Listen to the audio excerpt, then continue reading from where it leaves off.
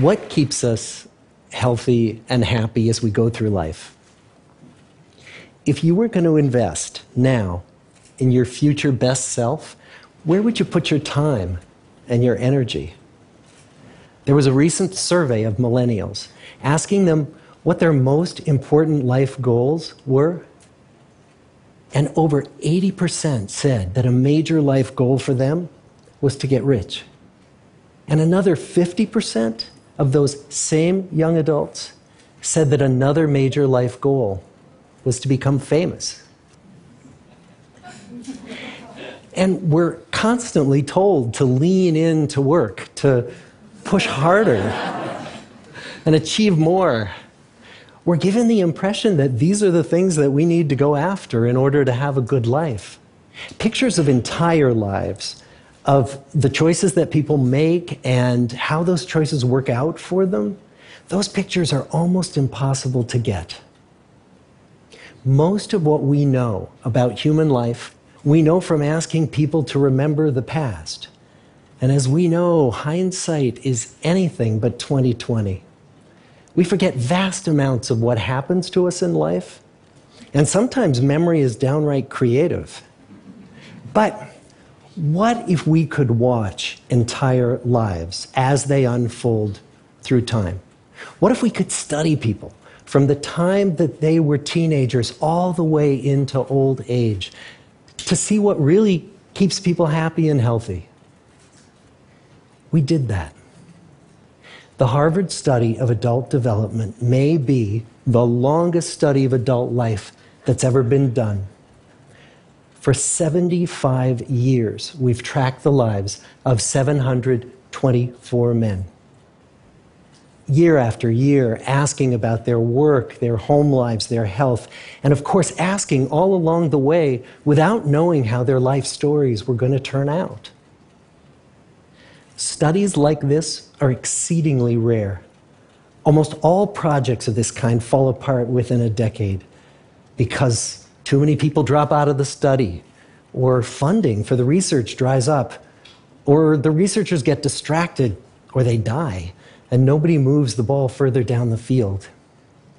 But through a combination of luck and the persistence of several generations of researchers, this study has survived.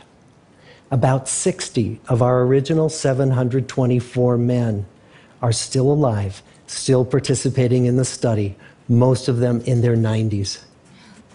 And we are now beginning to study the more than 2,000 children of these men. And I'm the fourth director of the study. Since 1938, we've tracked the lives of two groups of men. The first group started in the study when they were sophomores at Harvard College. They all finished college during World War II, and then most went off to serve in the war. And the second group that we've followed was a group of boys from Boston's poorest neighborhoods. Boys who were chosen for the study specifically because they were from some of the most troubled and disadvantaged families in the Boston of the 1930s. Most lived in tenements, many without hot and cold running water.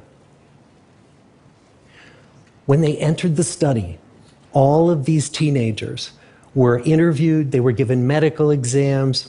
We went to their homes and we interviewed their parents. And then these teenagers grew up into adults who entered all walks of life. They became factory workers and lawyers and bricklayers and doctors, one president of the United States. Some developed alcoholism, a few developed schizophrenia. Some climbed the social ladder from the bottom all the way to the very top, and some made that journey in the opposite direction. The founders of this study would never in their wildest dreams have imagined that I would be standing here today, 75 years later, telling you that the study still continues. Every 2 years, our patient and dedicated research staff calls up our men and asks them if we can send them yet one more set of questions about their lives. Many of the inner city Boston men ask us, "Why do you keep wanting to study me? My life just isn't that interesting." The Harvard men never asked that question.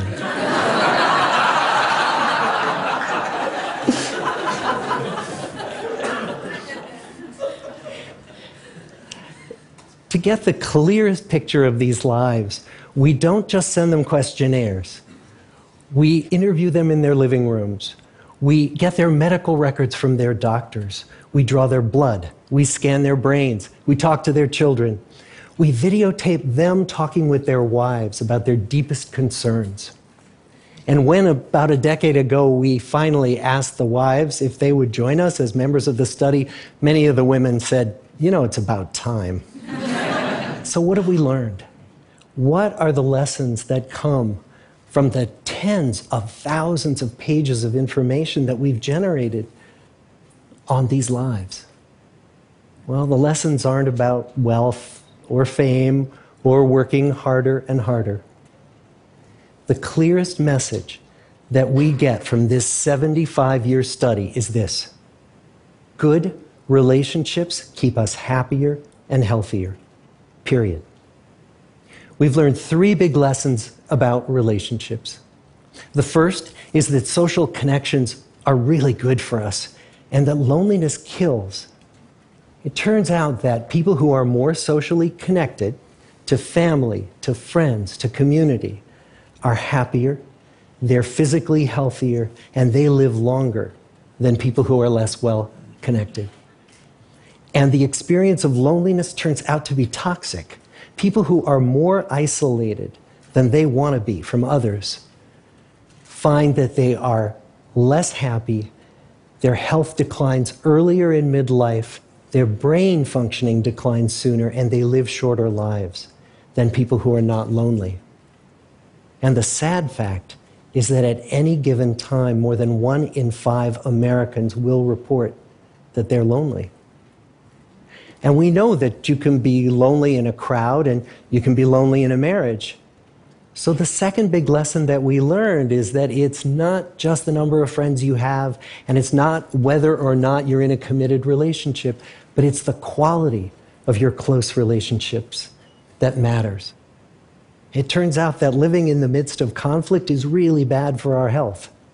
High conflict marriages, for example, without much affection, turn out to be very bad for our health, perhaps worse than getting divorced. And living in the midst of good, warm relationships is protective. Once we had followed our men all the way into their 80s, we wanted to look back at them at midlife and to see if we could predict who was going to grow into a happy, healthy octogenarian and who wasn't. And when we gathered together everything we knew about them at age 50, it wasn't their middle-aged cholesterol levels that predicted how they were going to grow old. It was how satisfied they were in their relationships. The people who were the most satisfied in their relationships at age 50 were the healthiest at age 80. And good, close relationships seem to buffer us from some of the slings and arrows of getting old. Our most happily partnered men and women reported in their 80s that on the days when they had more physical pain, their moods stayed just as happy. But the people who were in unhappy relationships, on the days when they reported more physical pain, it was magnified by more emotional pain.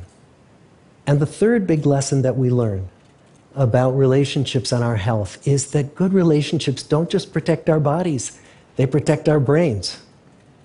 It turns out that being in a securely attached relationship to another person in your 80s is protective. That the people who are in relationships where they really feel they can count on the other person in times of need, those people's memories stay sharper longer. And the people in relationships where they feel they really can't count on the other one, those are the people who experience earlier memory decline. And those good relationships, they don't have to be smooth all the time. Some of our octogenarian couples could bicker with each other day in and day out. But as long as they felt that they could really count on the other when the going got tough, those arguments didn't take a toll on their memories. So, this message that good, close relationships are good for our health and well-being, this is wisdom that's as old as the hills. Why is this so hard to get and so easy to ignore? Well, we're human. What we'd really like is a quick fix, something we can get that'll make our lives good and keep them that way. Relationships are messy and they're complicated, and the hard work of tending to family and friends, that's not sexy or glamorous. It's also lifelong. It never ends. The people in our 75-year study who were the happiest in retirement were the people who had actively worked to replace workmates with new playmates. Just like the millennials in that recent survey, many of our men, when they were starting out as young adults, really believed that fame and wealth and high achievement were what they needed to go after to have a good life. But over and over these 75 years, our study has shown that the people who fared the best were the people who leaned into relationships with family, with friends, with community. So what about you? Let's say you're 25, or you're 40, or you're 60. What might leaning into relationships even look like? Well, the possibilities are practically endless.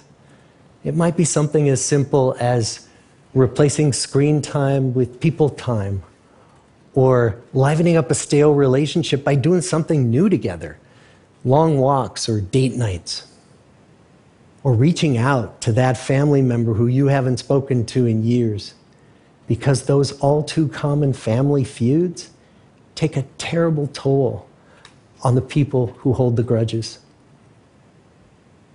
I'd like to close with a quote from Mark Twain. More than a century ago, he was looking back on his life, and he wrote this: "There isn't time. So brief is life for bickerings, apologies, heartburnings, callings to account. There is only time for loving, and but an instant, so to speak, for that. The good life is built with good relationships." Thank you.